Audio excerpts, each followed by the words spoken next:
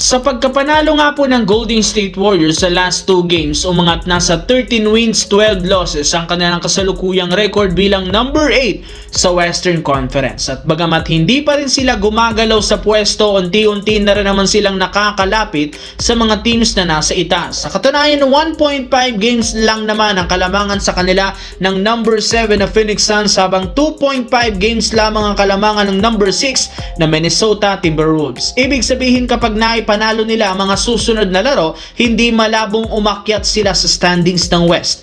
Tuluyan na rin namang makabalik sa lineup ang superstar na si Stephen Curry sa kanilang susunod na laro na inaasahang lalaro na. Dahil sa mga magagandang nangyayari ngayon sa team, hindi na nga naiwasan pa ni Draymond Green na magyabang.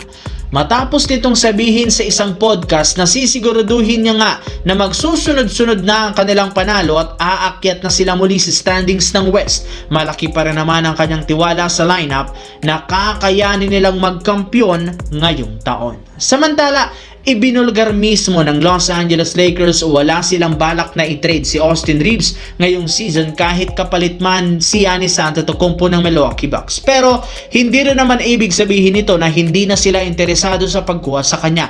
In fact, maging si Luka Doncic nagsabi na gusto nitong makuha si Giannis sa isang trade.